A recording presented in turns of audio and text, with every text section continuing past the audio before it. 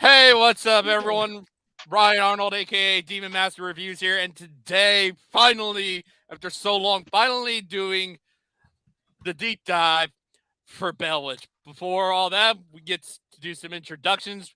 Obviously, to my right, we got Bryan McFadden, and Hello. we also have below me the Metal Tempest, Hello.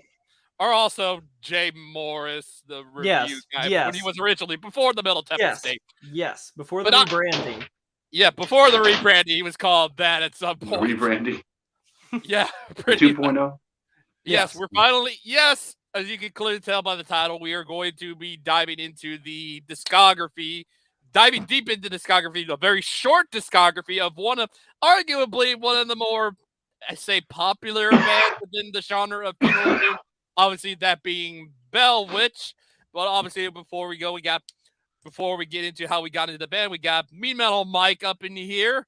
Thank you for popping in. And obviously, we're gonna probably have a lot of other people come in here. But obviously, let's start with you, Brian. How did you discover slash Me? get into?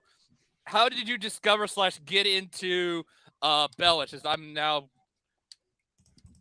let me I see. no sir. Let me let me see if I can figure out how I can move you into here. All right, there No. you go. There you go. All Ah! right, yeah, Brian, how did you first discover slash get This feels into? like a fucking interrogation. Now it's not. Yeah. This is how we usually have scenes start because Jeff's gonna probably be in here. And this is how he usually does it. So, oh my god. So I go. I found the pre-order online for this record, and I had heard the the EP that had come out before, where they had it was 20 minutes. It wasn't even that long, but I heard a couple songs, so I was familiar with them. Um, but I found Mirror Reaper, and that was just really in your face as far as, oh hey, pre-order, here's this, and I was looking at the album cover, and I was like, well, I know what it's about. Uh, I'm just gonna go ahead and pull the trigger and get it. And no sooner did I order the album, they had come around to do a tour in Boston. So I went, got tickets, and I went to Boston and saw them live. So I'd actually um, was new, really, as far as a fan, because I had only listened to the record maybe a couple times since I had it because it was so new to me at the time. And then I saw them live, and I came back out of the show with a whole new perspective of um, ambiotic fear and um, even the way that he growls and screams, and then the wide open atmospheric spaces. It really gives you time to digest it when you're listening to it live. A lot of his tones um, immediately won me over. So um, was happy with a lot of the keyboard stuff because I'm big in the keyboards. Hopefully the next album will have more keyboards, but this one was just enough to tickle that spot where you're looking for that style of music, but not something that's cliche. And again, being that it's one song for, would you say, 83 minutes, Yeah, like an hour and a 83 half. minutes. Yeah. 83 fucking minutes. I was already a huge Sleep fan, so Dope Smoker had already filled a hole in my music, my library that I didn't have, that I didn't know that I needed until I heard that song for an hour. So I didn't know that Mirror Reaper was going to be kind of the same idea where it's just one song, but I was blown away with the overall experience of sitting down and really giving it a proper listen and not being distracted, and really trying to go through the motions of what they were trying to portray. And yeah, it's doom and grief and all kinds of heartache. And I think it's a highly emotional album, which they say that men don't talk about their emotions very much until you start picking on their favorite band, and Yeah. then you start seeing some Yeah. ugly heads come out. But Yeah. this just totally took me on a whole journey of something I wasn't expecting, and Yeah. it gets better with each listen. So with that, I went back and I found the other older albums, and I like those just as much, if not more, than the Mirror Reaper itself. Yeah. But as far as a concept album, I think that's what I would call it, just concept of pain and grief and Yeah, obviously. what it's like to lose and what it's like to heal. Yeah. So, Yeah, obviously. All right, well, that obviously yeah. brings us to the Metal Tempest. So Hello. how did you discover / get into Bellwitch? Well, I was a fan of Profound Lore for years before I discovered them because they always just came through with just consistent extreme music no matter the genre. Like I always fucking loved them. And when Mirror Reaper was getting so much acclaim and hype, I honestly was a little intimidated by it at first because it was just such a fucking long album. So I didn't get the chance to just sit down, excuse me, and just listen to it. And when I finally did, I found something that I felt like a lot of funeral doom metal was lacking, where a lot of funeral doom metal was just, okay, let's see how slow we can make this riff. Let's just see how low doom gloom we can make this riff. But I think that a big reason that this record succeeded and left such an impact on people that were not even into the genre is the loss of Adrian, the loss of their drummer. Because the way that I described it when I first covered it was a sad genre with a sad topic.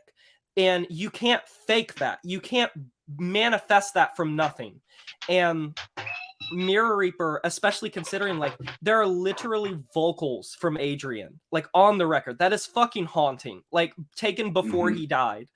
And the way I feel like Mirror Reaper captivated so many people is it was a full body experience. And I always suggest people that if you're going to give your time to this album, do it in one setting. You can't skip through it. You cannot just listen to it in increments because it really just takes your full body and takes you on this experience. And it's one of the only albums in that genre that have successfully made me just feel completely crushed walking away from it.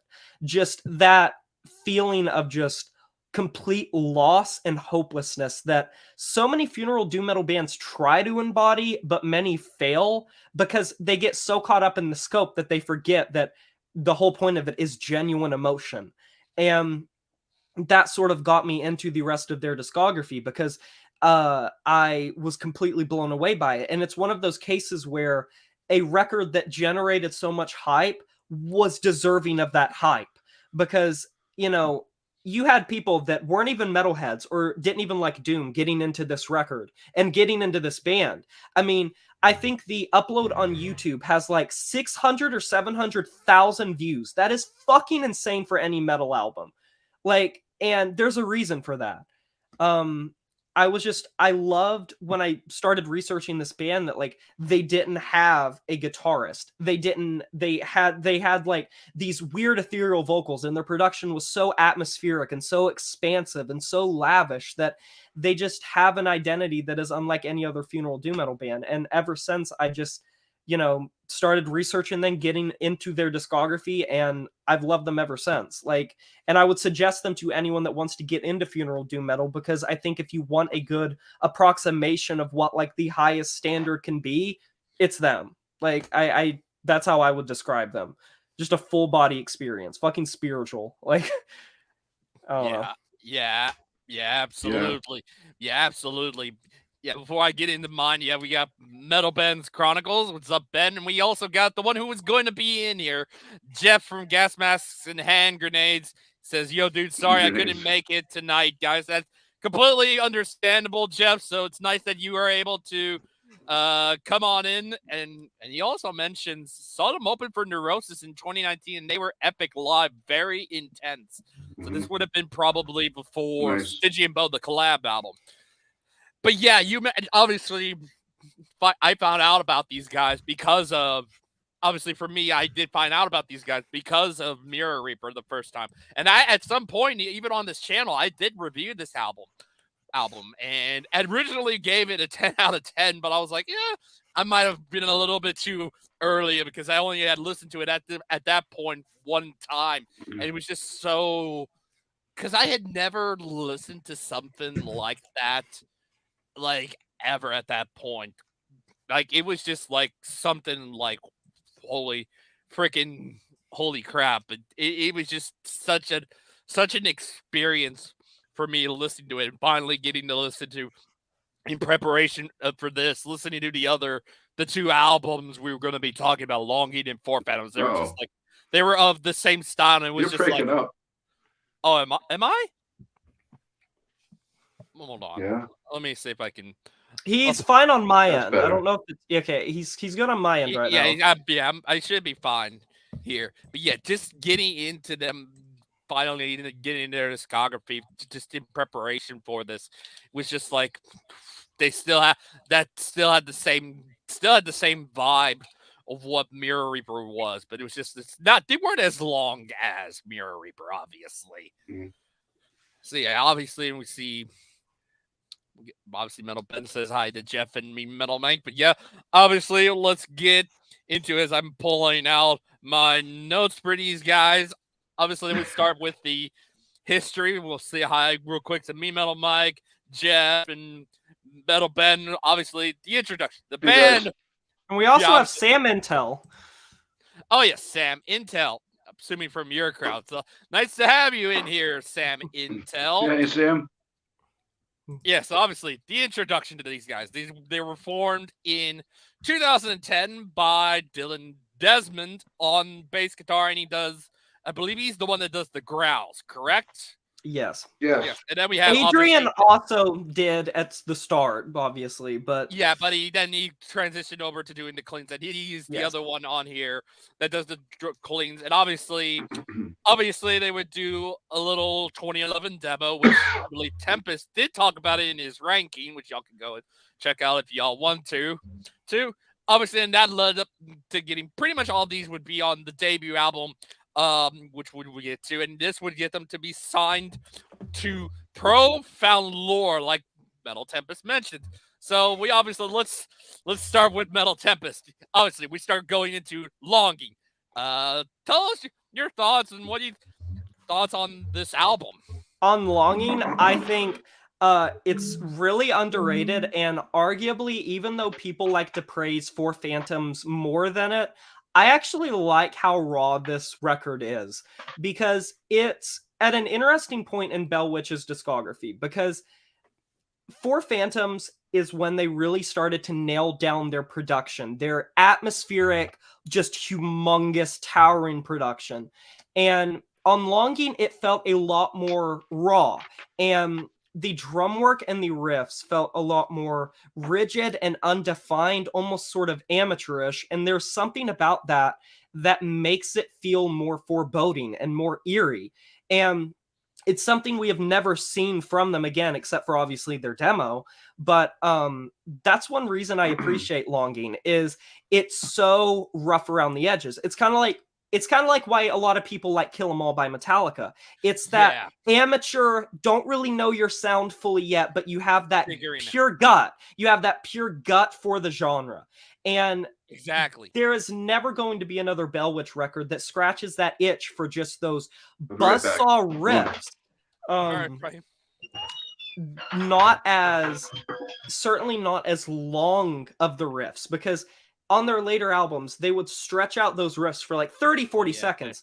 This felt more like maybe just a classic doom and drone metal album, as opposed to like funeral doom metal. It was more just doom. And I don't know. Yeah, I literally, when we get to me, I literally have in my notes of, you mentioned there's more like doom.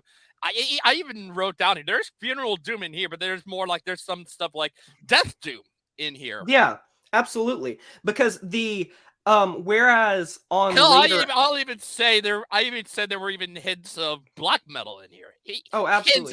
Hints of it. Not because, and I think you hit the nail on the head with the Death Doom comparison, because on later albums, on Four Phantoms and Mirror Reaper, the growls took on a much more, almost like they were being used as another instrument.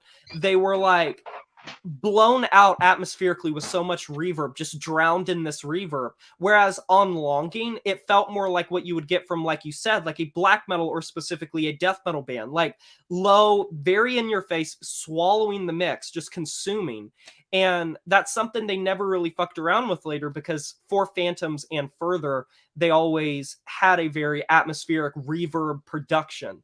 And I think that's one reason that I appreciate Longing, is because I am a sucker for like rawness in music, especially if it can still be atmospheric.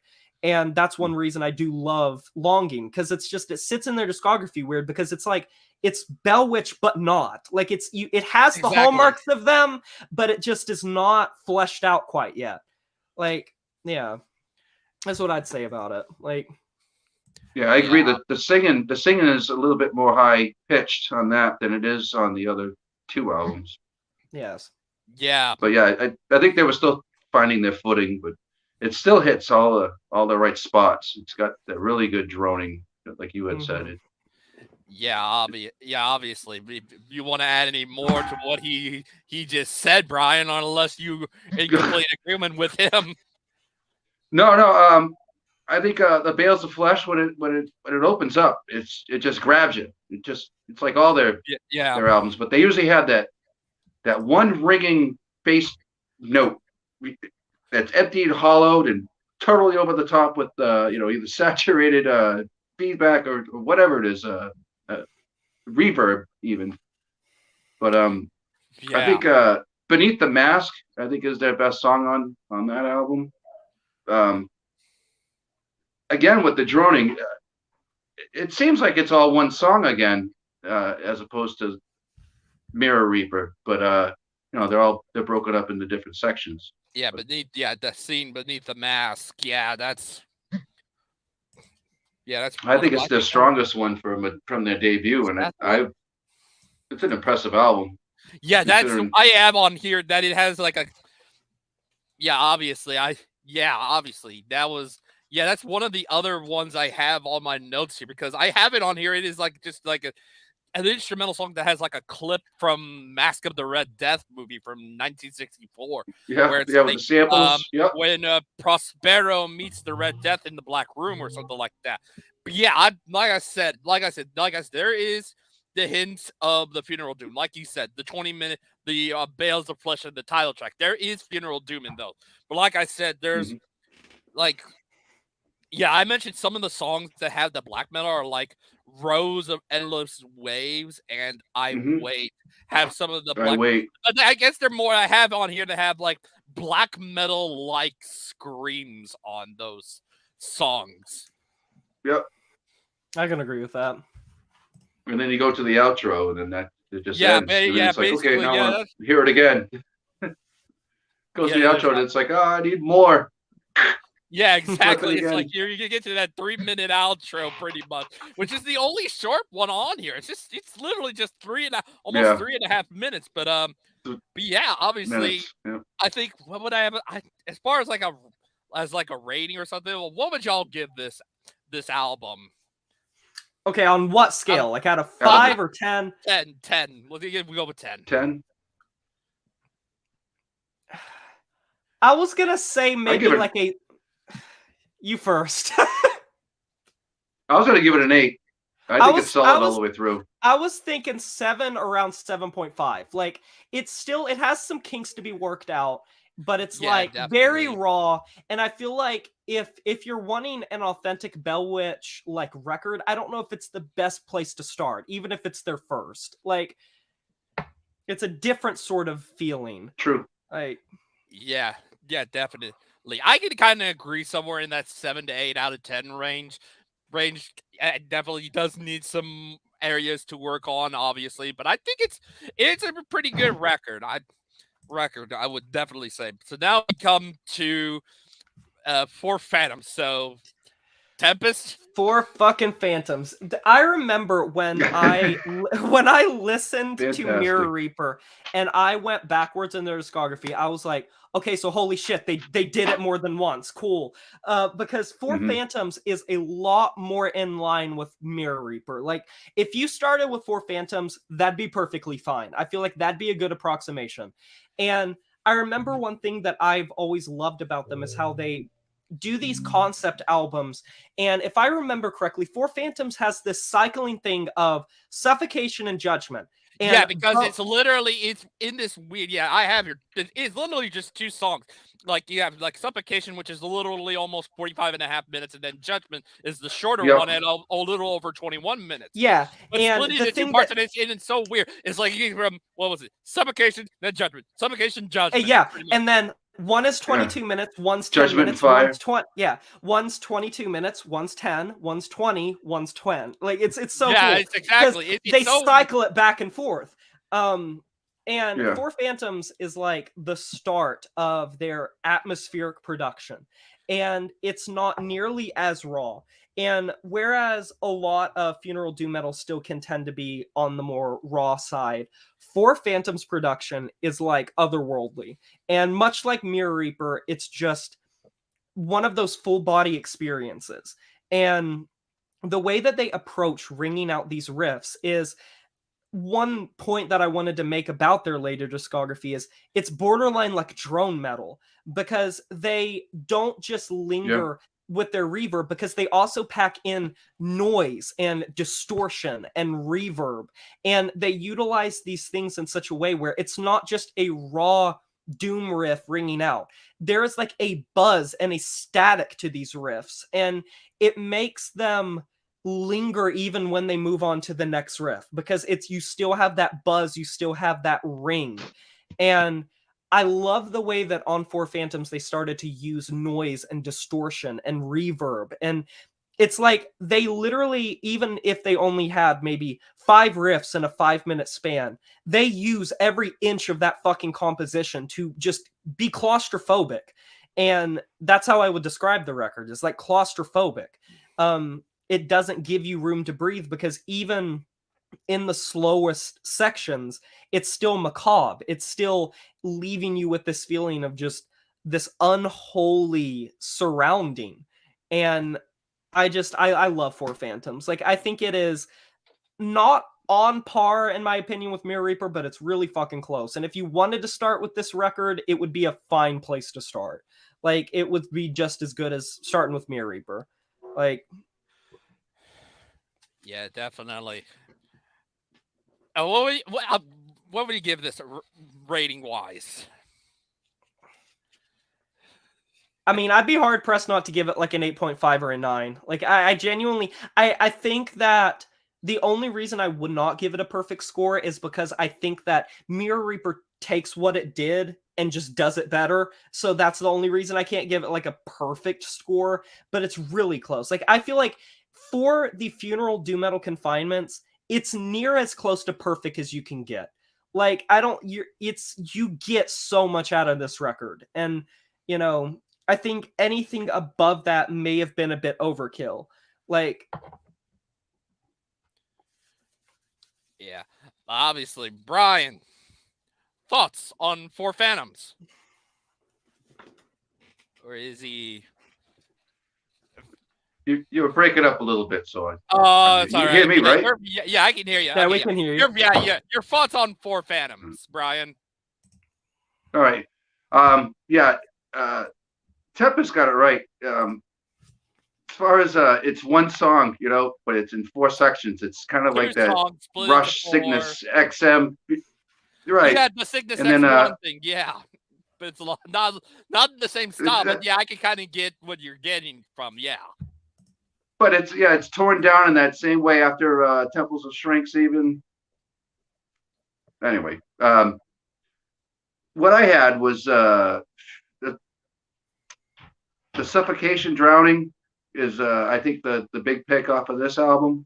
Yeah. And it's got the really nice bass tones, the nice wide open wow, just ringing out, and very moody. Just very, again, you're gonna hear atmospheric a lot because that's what this music is. But it nails all the spots.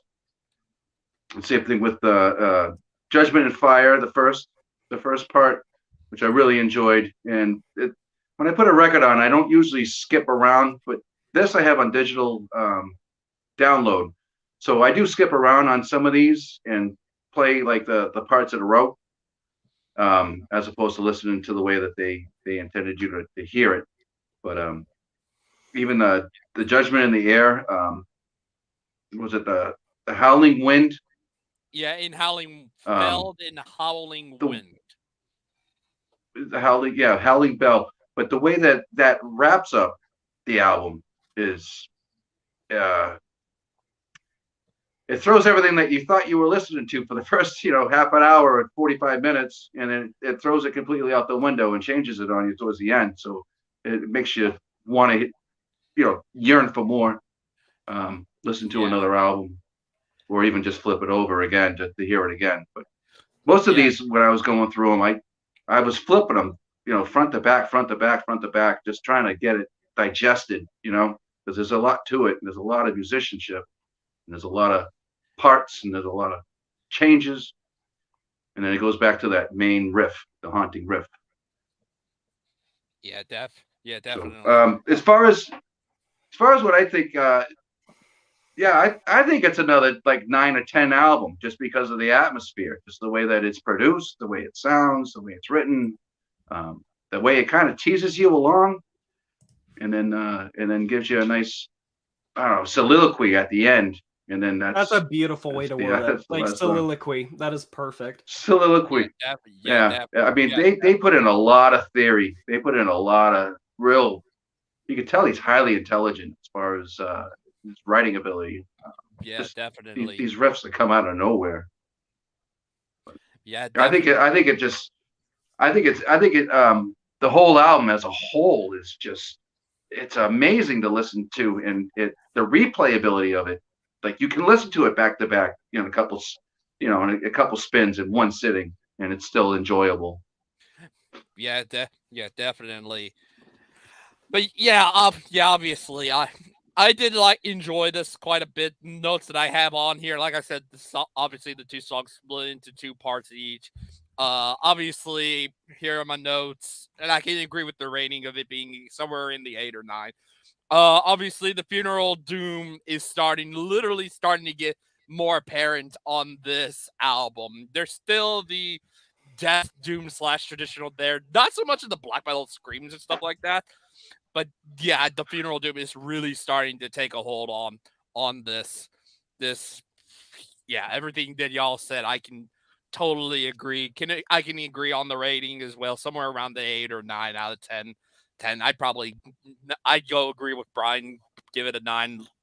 Absolutely love it. But obviously, this would be, unfortunately, the last one. Before we get into that, we got a certain J-Dub up in here. Obviously, I showed his. Hey, J-Dubs. What's up, bud? And then he said, this Brian character sure looks like a Doom head in here. We also got Karen in here. Nice to see you in here. Obviously, Metal Ben said he can stick around, so it's nice to have you in here. And then we see Jeff said, when I saw the drummer was the death metal vocals. That's kind of interesting. I never knew that. But obviously, this would be the last one with Adrian, as he would shortly a year after this album pass away in 2016. I don't know what the cause was. I'm sure maybe I didn't find out either. I clearly have no idea how he passed away, but this would lead to the if one thing I do remember when I was researching for my deep dive is they decided to keep it anonymous. Like the reason, that's why no one really knows and why it wasn't publicized. They kind of kept it just respectfully unknown. Unknown, yeah. But this would lead to Jesse Shriebman, who will replace him on the drums and vocals, and we get to literally the album that everybody and their freaking mother has talked about, Mirror Reaper. So, Metal Tempest, you can take over. Fuck you! You can't make me start Mirror Reaper. No, apologies. But yeah, okay. Last album. Well, I mean, Mirror Reaper is their crown jewel, and I don't think it's ever going to be disputed that they're going to be able to repeat that. And when I went into the philosophy of this album, I think it's very simple why. You have a depressive, despondent band going through a depressive, despondent time. And that fueled one of the most just poignantly written funeral doom metal records that just is like a lament. That is how I would describe it. It is from start to finish one of the heaviest, most crushing records that this genre has ever seen. The way that they Agreed. approached noise and distortion and atmosphere and reverb, even incorporating like, if I remember correctly, like an organ, like a Hammond organ on various tracks.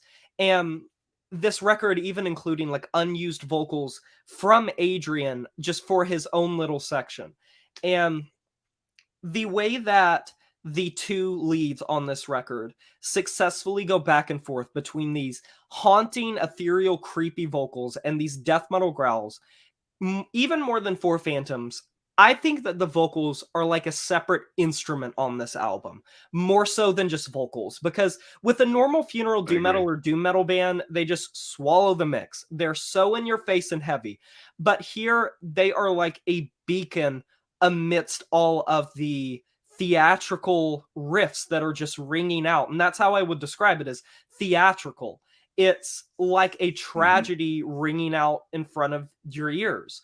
And the way that this record starts will always leave such a lasting impact on me. When that first just massive crushing drone riff comes in and it doesn't leave for the rest of the track. And it's just, you are going on a fucking ride. If you are stepping into Mirror Reaper and you've never heard it before, get ready to walk away from this record feeling bleak and hopeless.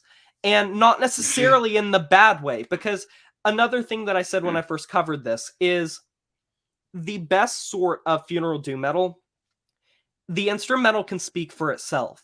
And the moments where there are minutes with no vocals at all, and it may be just one bare bones scant riff, and yet it tells an entire tragedy. It tells a story that you can feel every emotion that was put into that riff, regardless of if there's vocals, regardless of what you're hearing. It is just that impactful. And I think Mirror Reaper is a case of a perfect storm of acclaim, the right timing, the loss of Adrian, the way that they were approaching writing this record. And it all came together to make one of those like lightning in a bottle effects, where it's one of those like once in a band's career sort of albums that is not only going to be listened to decades from now, but I would not be surprised if we don't see this record have a lasting influence on the genre in decades to come. Because compared to so many funeral doom metal bands, there's no record like fucking Mirror Reaper. Like it is so bleak. And I think, obviously, I'm not saying that it is necessarily fake from other bands, but I think a lot of times funeral doom metal bands, they go for style over substance, and they try to just make the most low, murky riffs they possibly can, but there is no heart to it. There is no emotion to it. And with a genre that is built on the foundation of emotion, Mirror Reaper aces every single thing when it comes to producing a complex and intricate mix. And even in the most simplest sections of Mirror Reaper, I would still describe this record as ambitious and technical and complex, because the more you listen to it, the more you appreciate how much texture was put into the effects, the reverb, the mix, the way that the vocals are placed, the way that these riffs just buzz out. Like, I can't imagine how much time went into this record's composition. And that obviously doesn't even get into the fucking iconic and gorgeous artwork by Mariusz Lewandowski. Like, one of the most iconic metal arts of the 2010s, dare I say. Like, yeah, obviously. I mean, if you show a metalhead that follows the niche in the 2010s, it has to be up there with one of the most iconic artworks. Yeah, like, absolutely. Everyone knows Mirror Reaper. Yeah, everybody knows the artwork. Obviously, it's one of those I dare say it would probably be one of those you throw in like a top 100 Yeah, greatest absolutely. metal covers. It's gonna easily be. It's not gonna be up there. Absolutely. It's not gonna be at the top. Yeah. It's Yeah. easily top 50. And not Bottom even half, because, and not even just because it's like the most identifiable, but because the right people who see that are going to be like, oh shit, that's fucking Mirror Reaper. Like, you don't mess with that record because it's just, it's such a heavy topic and heavy record. Exactly. And one thing that I said when I was talking about Four Phantoms, Mirror Reaper is the type of record that got acclaim because it deserved it. And you can see that because it didn't fizzle out. A lot of times when these bands come around that get their 5 minutes of fame because a big channel covers them, they get a massive swell in popularity and then go down because the substance wasn't there. People are still listening to Mirror Reaper. Those views are going up 10, 20, 30, 40,000 a month. Like, there are still so many people going back to Mirror Reaper because it deserved what it got. And it's one of those rare cases where I'm happy that these big channels covered it because it turned more people on to one of those life-changing records that are going to stick with the people that hear it forever. Like, that's how I would describe Mirror Reaper. Like, yeah, it came from left field, and it totally took everybody by surprise. They weren't expecting something so drastically depressing. This literally seeing everybody was talking about this at the time when he came out. Non-metalheads like Mirror Reaper. And it's like that's true. And that's another thing. This isn't just like one of the most popular heavy metal records of the 2010s. And it's not like it's in like a popular like niche. It's not death metal. It's not thrash metal. It is fucking funeral doom metal. And it got that kind of acclaim. Like, that is insane for such an idiosyncratic niche genre.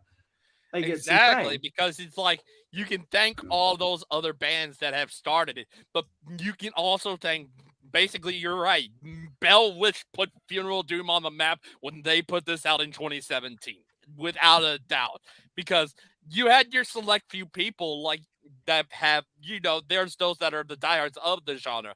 They'll know about the Thurgothans, they'll know the Evokins, the Esoterics, the Skepticisms, and all of those bands. They can, but it's like some of those that got into this are because of Bell Witch, pretty much. Yeah, true. Yeah, true. Obviously, Bryan.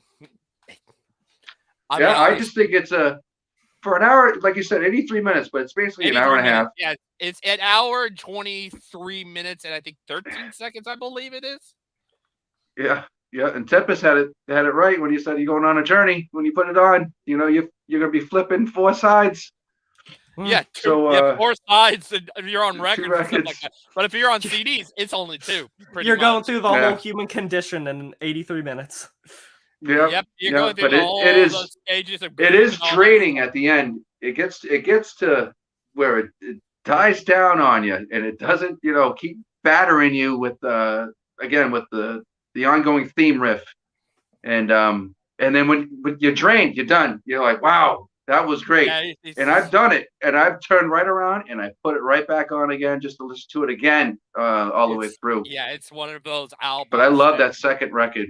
It's got all the meat. It's got all the highs and lows of the whole album. When the first record is basically building up the riff with the anger, and then come down with the softer side, the softer ballady side of it with the cleans, not so much the growl, but more the clean vocals. The clean. Yeah, it's hits you right in the feels, man. Right in the feels. Easily. I got, the hair on my neck stands up, my arms, I get the goosebumps, I get all kinds of stuff when I listen to this album, and it comes out of nowhere. It's just like, ooh, here's that part. You know it's coming because you've listened to it 20 times and you still will get goosebumps. Right. I've only listened still hits you over the head. Twice, and it's like, this is like, it's still the same as when I first listened to it, even after only 2 listens, and I'm like, okay, I'm assuming with the ratings for all of us, it's probably going to be a 10 out of 10. It has to be. There's never been a funeral doom metal record that has hit the same stride for me in any department. There's nothing like Mirror Reaper. Like, with this record, I actually have to make plans around it. Like, it'll be Monday. I'm like, I got nothing going on, let's say Friday or Saturday. I'm gonna listen to Mirror Reaper. I have to do the Because same it's thing gonna with Sleep because it's gonna fuck me up for the rest of the day. you gotta make you gotta make time. And I do it for Exactly. other You gotta bands too, find but with you gotta find 83 Mirror Reaper is minutes one in of your those. time. I'm making time. Because you're not gonna Exactly. step away the same feeling the same way that you stepped in. It hits me a different way every single time. I find something new to listen to every time I give this a listen. I learn something else about it. And I know they had the lyrics sometimes written down. I'm not even sure if I even got the lyric. I don't even have the lyrics with the record. But Wow, that's it's it felt like you're gonna be able to understand them anyway because it's so it's so growly. But you understand the clean vocals, obviously. Yeah. Because they're I they're understand the sung, clean they're stuff. singing. Yeah, But it's like a to dirge. even follow Like, along it's with the lyrics is just it hits you right in the feels. Just it's a funeral takes you down. dirge. Like Yeah, it is. Yeah, And absolutely. Yeah, absolutely. I don't know really many albums that hit me the way that this one does, but again, being that it's all one track.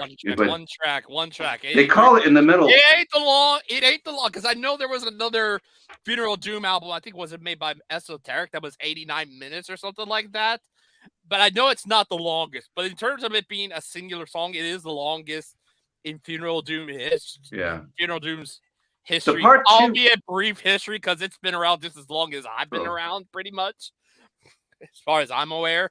Oh yeah, and I think the final thing I'll add about that is it's one of those records that you attribute to your own life depending on when you listen to it, and you feel certain emotions about the music based on where you are at in your own life. Because I know that when I first heard that, I felt certain ways about my own life because of the music, and it's different now because when you have something that emotional, it's going to make you feel things about your own life because of how emotional it is. Like, yeah. Being lucky enough to grab this, on its release, you've had years to grow up with it, and I think you're right. I think in 30 years, people will still be looking back at this, saying, "Hey, what's this all about?" I think so. And it does have longevity. And I'm very curious to see if it has influence on the genre, because I could definitely see it having influence on bands that come after. I mean, because there are going to be plenty of Doom bands that were coming up when it blew up and were influenced by it, clearly. Right. Yeah, absolutely. Right. Yeah, I can obviously agree on looking at my notes. Obviously, 83 plus minutes split into two parts. You mentioned As Above, So Below. I obviously prefer, because the So Below is the softer, the doomier, the ballady stuff. I personally prefer that over the As Above part, because it's like, okay, I want to get through this part, but it's like listening to this album for a second time. I can definitely say at first, I can now agree with the 10 out of 10 I did give it at the time. Because I originally was like, later on, I was like, oh, I don't think it would have been a 10 for me. Maybe it would have been, I knew it would have been in the high range, somewhere in the nines, like usually. But listening to it for a second time, I can kind of clarify now, like, why this is such an important part in the history of Funeral Doom and stuff. And I can now pretty much have with a clear head say, okay, yeah, it can keep the 10 out of 10. It's essentially their Master of Puppets, pretty much, of the even of the genre when you think about it, because Master of Puppets with Metallica, it helped shape the whole thrash metal stuff, what thrash could be and stuff like that. That, and say Rust in Peace later on, but this kind of is that genre defining album for Funeral Doom. It's the Master of Puppets of its genre. It's the genre's landmark album, pretty much. But obviously that's come to it, unless we want to, we can talk about the collab album if y'all want to talk about that. We got a few more minutes if we want to talk about that. Yeah, we could talk about like any of the other stuff, or we could just like generally our thoughts about the band as a whole to close it out. Let's go. Yeah, we got a few more minutes. Let's talk about the collab album, Stygian Bow. So obviously, actually, I'll change it up a little bit. Why don't we have Bryan at least be? Thank you. Yeah. Bryan, your thoughts on Stygian Bow? Because I don't have notes on this. Oh, he fucking died on us.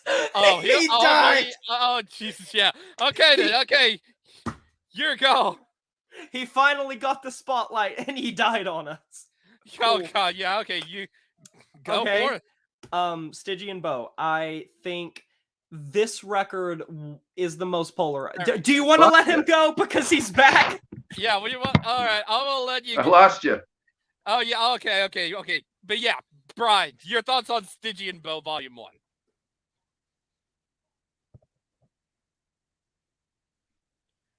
Bro, what are you your thoughts Stygian what? Stygian Bow, the collab album with Aerial Ruin. I think it's awesome. It grabbed me by surprise. I never heard Aerial Ruin, so I wouldn't listen to them on their own, and I enjoyed that just as much. But when I listened to Stygian Bow, you could tell that it was it's like Bell Witch light. You know what I mean? Because there's so much other influence interceding with the music composition, and that's a full-on collaboration.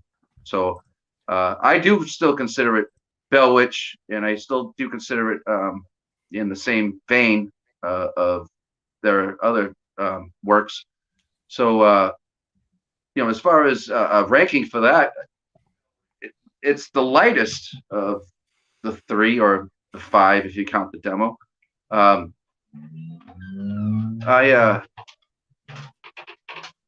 don't know. I don't think it's a strong 10 album, but it's a strong album to definitely have in your you put the lid. Yeah. To have in the collection, because it itches a different spot that comes on with their other stuff. So it does something different that they don't do on the other albums, but it's the musicianship is still there. Yeah, obviously. So, all right. I give it like a 7. I give it like a 7 just because it's the lighter of the works. Yeah. Doesn't make it any worse. They're all good. It's just you gotta have one above the other. Doesn't have a bad album. Yeah, obviously. Okay. Tempest. Well, okay, unfortunately, I will say this. I got some hate in my initial review of this because I had some very strong words about it. I am a fan of like acoustic and folk influence, and just like Bryan, I was not familiar with Aerial Ruin, so I went and listened to some of their material. And the reason that I think this was such a polarizing album is the way that I described it earlier is like perfect. Even though it was labeled as a Bell Witch featuring Aerial Ruin project, it was more like an Aerial Ruin featuring Bell Witch project, because there was so much more influence clearly coming from Aerial Ruin, both in the vocals, the composition, the riffs, the atmosphere, even the production being a lot more, I guess, lavish and folk influenced. I felt like this record, you can't go into it expecting a Bell Witch album. And I think that's where a lot of people ended up not liking it. If you go into this album assuming that it's just going to be like For Phantoms or Mirror Reaper, of course you're going to be disappointed. Yeah.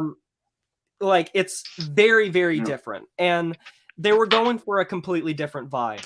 Now, the reason that I had some harsh criticism for this record was I felt like the way that their influences meshed and merged felt a little bit more sloppy in the execution than it could have. And that is one critique I have a lot of times with collaboration albums, is one band clearly dominating over the other. Whereas the whole point of a collaboration, I feel like it should be a merging of the minds and it should create something unique. But I felt like a lot of the transitional work, comparatively speaking with what Bell Witch is usually capable of, felt a lot more lackluster and forced at times because it did not feel nearly as seamless as their prior material. And as much as I enjoyed the acoustic isms of the album, I felt like they could have put more time into making the collaboration make sense seamlessly, because it kind of just felt like two completely separate things not really working together properly. And it felt more like, you know, these two things trying to clash really heavily and not having the planning to make a cohesive experience is how I would describe it. Because it felt more like I was listening to this weird bastard approximation of like Bell Witch if they were like a folk metal band. And at times that just felt a little jarring. And I appreciated it more That's on my future listens, I guess. If I remember correctly, I think I gave it like a 5.5 or a 6. I still thought it was fine. I just feel like they missed the mark on a lot of these tracks, feeling like they did not have the foresight to make these transitions make sense. And it would be very apparent of just how abrasive the transitions were. And for a band like Bell Witch, which have always prided themselves on having beautiful transitions between their sections, it just felt messy, I guess is the way that I would describe it. And it wasn't my cup of tea, but it was still a fine record. Like I could still appreciate it.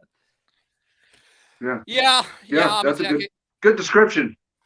Yeah, I can obviously agree with you on that. I think I've only listened to the first one, and I can kind of agree with you. It's somewhere in that area of a 7 or a 5 out of 10. It's not one that I would necessarily go back to when it comes to this band. I'd go back to the other stuff from the like Mirror Reaper. I'd definitely go back and listen to Mirror Reaper again after all of this. But yeah, obviously we come to like the nearing the end, so we come to the final thoughts. So obviously we start off with Tempest. Fuck you. Just kidding right there. Brian, your final thoughts on this, and where would you rank all their stuff? You know, including the collab album, obviously. So, in the collab album, where would you have them all ranked from? What would be, not counting the demos, so it would be 4 to 1, pretty much. Yeah. I like the 4 Phantoms. I like that better than Mirror Reaper, and I love Mirror Reaper, but 4 Phantoms just does something. It's a little more well-rounded, I guess, as opposed to just chasing one riff.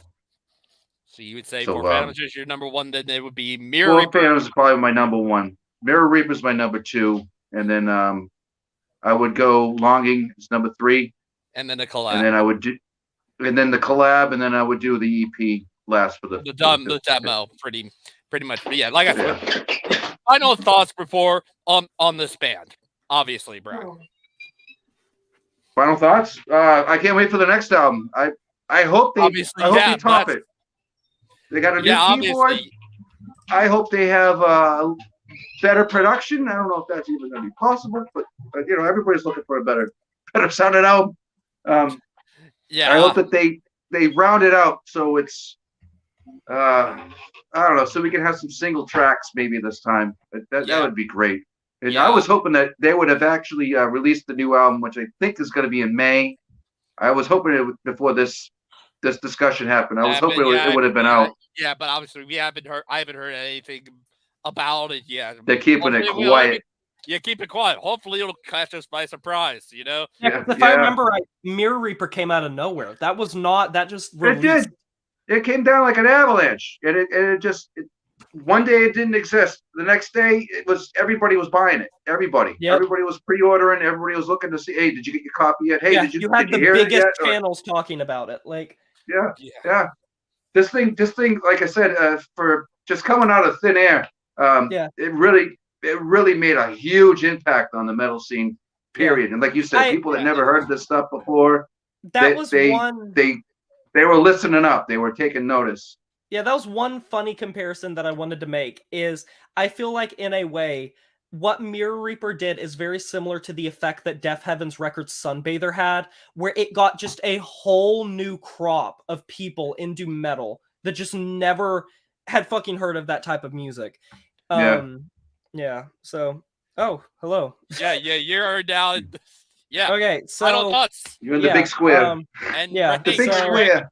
My ranking is very similar. I would just swap around Mirror Reaper and Four Phantoms. I think they are very equal in my mind in terms of it just They depends on are. the mood I want. Like if it depends on I guess the mood I'm in.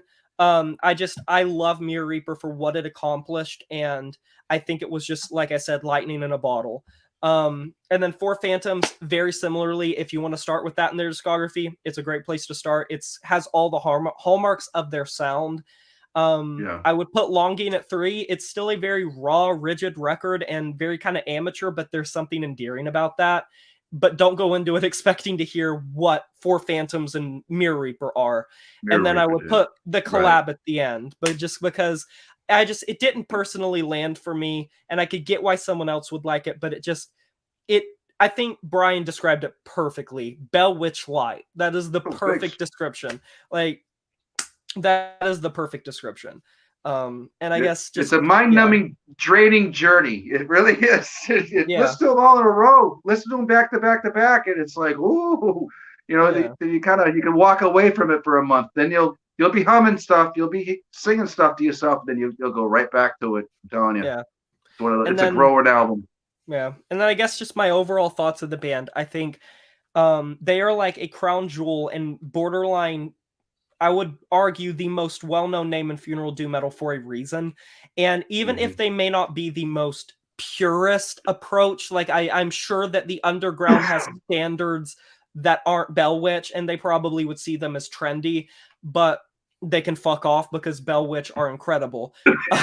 That's how, I mean, they are just atmospheric as all hell. They evoke emotion, and they hit the mark almost every single time in a way that so many bands try to but fail to.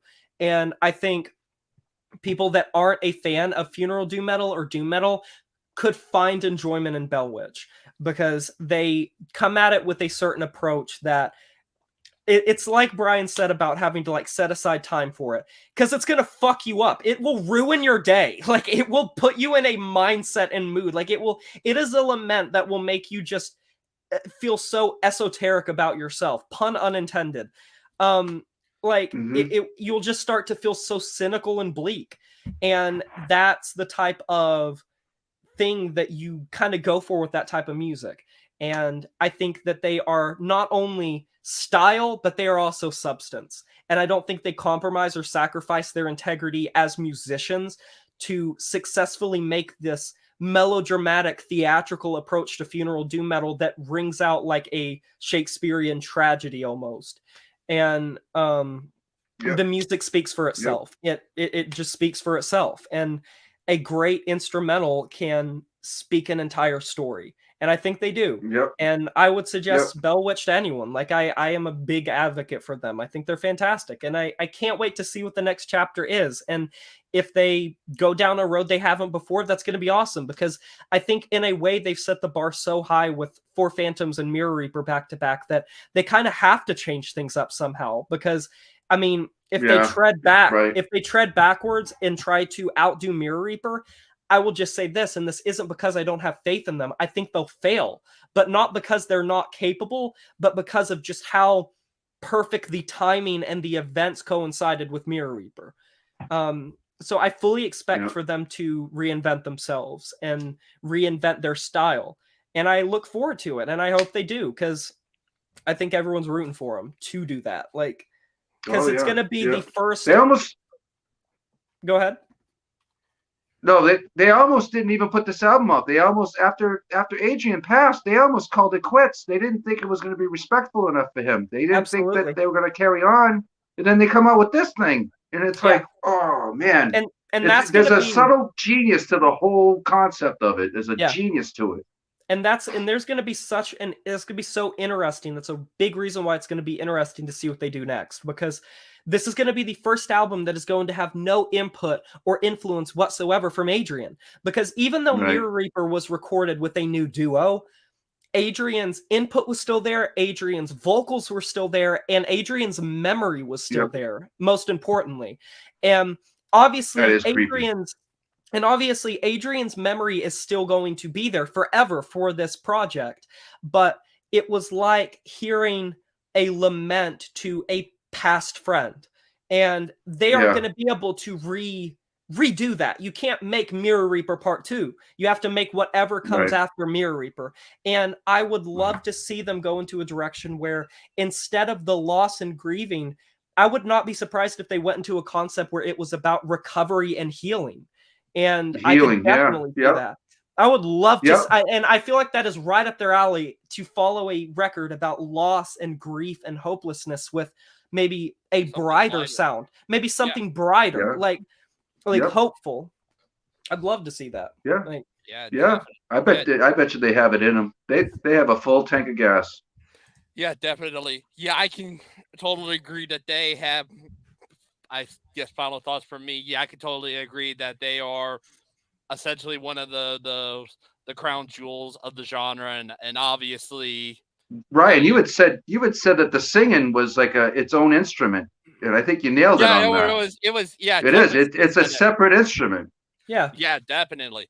Yeah, obviously they're one of those crown jewels. If you ever to think of a big four of this genre, they gotta be in that. You could have those that helped found the genre or something that are still around to this day.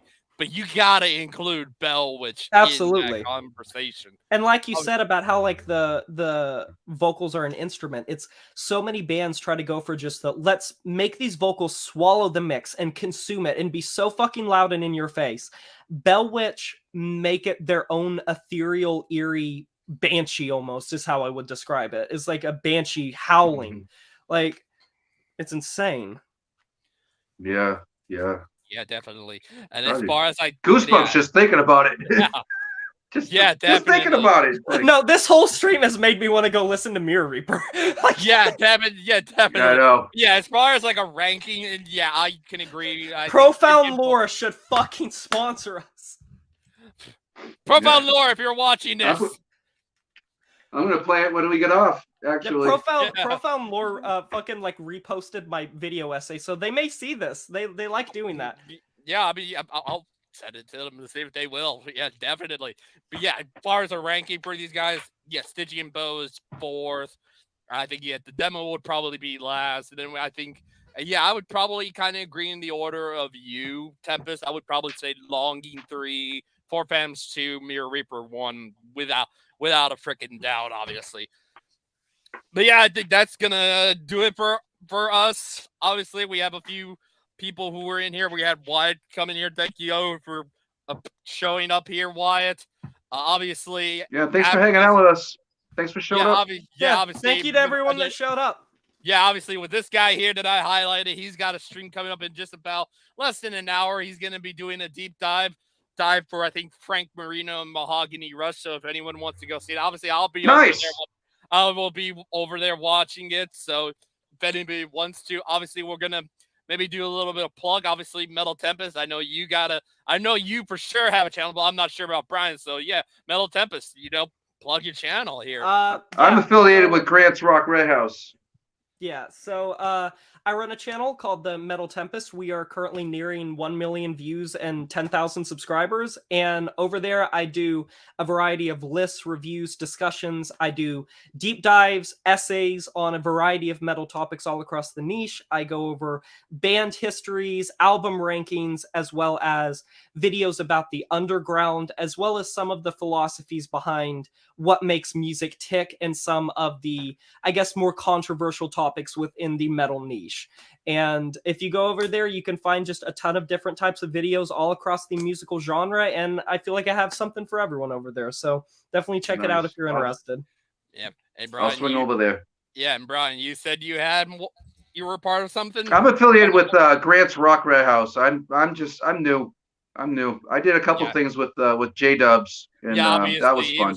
He's another one that I've seen him be over there. So yeah, this guy right here, Metal Connections. Yeah, definitely go and check him out. Obviously, obviously after all this is done, I will leave links in the description for obviously Metal Tempest's channel, links to his. Me, Metal Mike. And obviously Metal Mike is in here. Obviously, he will be with me, I think, for the next one that I will be doing, which will probably be for Metallica. Yeah, Oh, nice. He knows his Metallica. God. Metallica's going to be like 5 hours. How do you even do that? Yeah, it's going to be long. It'll be like 4 people involved in that one, hopefully. I can find somebody. But yeah, there'll be 4 people involved in that one. Obviously, this one was a small one, so this one was get this out of the way because and it was still an hour. Take you out to making this an hour at least. Hey, just 3 metalheads. I'm grateful you invited me along, and I appreciate it very much. It would have been longer. Yeah, it would have been longer if we had Jeff in here. It would have been close to maybe an hour and a half. Or if we would have talked about the EP, like there. Or the demo. Yeah, we would. I was ready to. Yeah, we were going to, but I think I made the decision of we won't talk about the demo because they would be on all on longing at some point. Yeah, thank you guys. Album. Thank you so much for having me. I appreciate it. This was obviously, nice input. Yeah, obviously, y'all see this channel. Obviously, these guys will obviously be on here for future ones. Hopefully, I don't know when, but we'd love to. Hopefully, definitely we'll just have to figure out the bands we will be talking about or something like that. Do some Soundgarden. But do some High on Fire. Yeah, why not? But obviously, definitely. But if y'all enjoyed this, click the like button or dislike, whichever list you're building. Comment below your thoughts on this subscribe. album. Hit the likes. Yes, obviously, if you're new to the channel, click that subscribe button. So thank y'all for watching. This has been our deep dive for Bell Witch. We will see y'all later. And as always, keep things metal. We will see y'all hopefully soon. So peace, everybody. Strong.